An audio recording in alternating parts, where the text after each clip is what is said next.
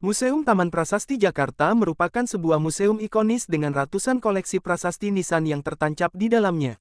Beralamat di Jalan Tanah Abang 1, Jakarta Pusat, museum seluas 1,3 hektar itu dulunya sebuah kompleks pemakaman khusus orang asing di Batavia yang dibuat oleh pemerintah Belanda pada 1795. Itu bertahan sampai 1975, ucap petugas Museum Taman Prasasti, Eko Yudi, saat ditemui Kompas.com, Sabtu, tanggal 28 Januari tahun 2023.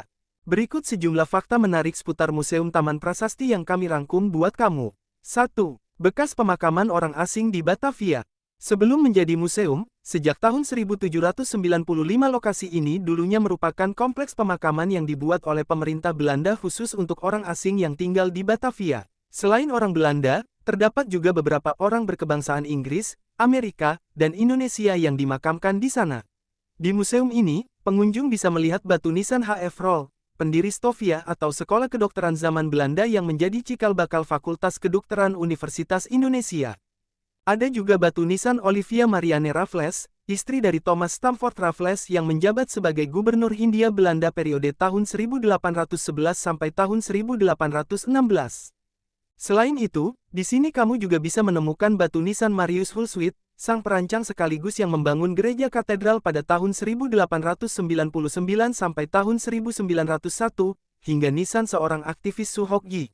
Awalnya pemakaman tersebut memiliki luas 5,5 hektar, dengan jumlah makam mencapai ribuan. Hingga pada akhirnya Gubernur DKI Jakarta terdahulu, Ali Sadikin, ingin menjadikan pemakaman tersebut sebagai museum prasasti.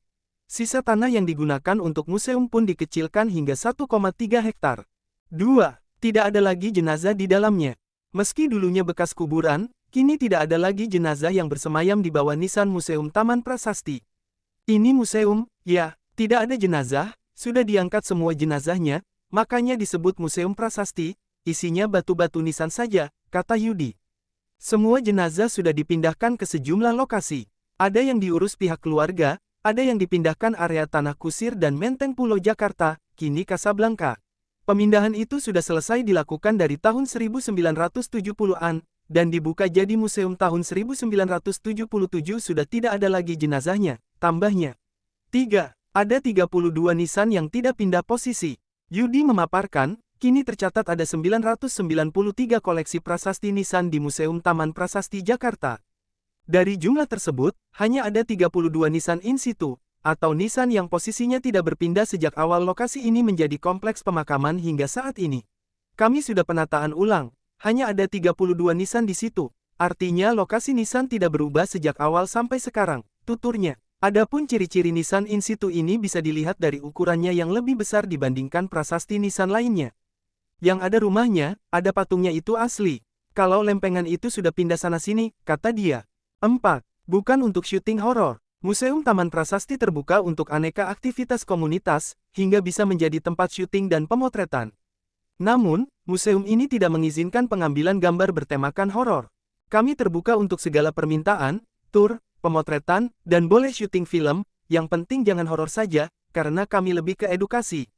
Kalau tujuannya memperkenalkan museum dalam konteks horor itu enggak boleh, pungkas dia. Terima kasih sudah menonton channel ini. Jangan lupa untuk like, komen dan subscribe.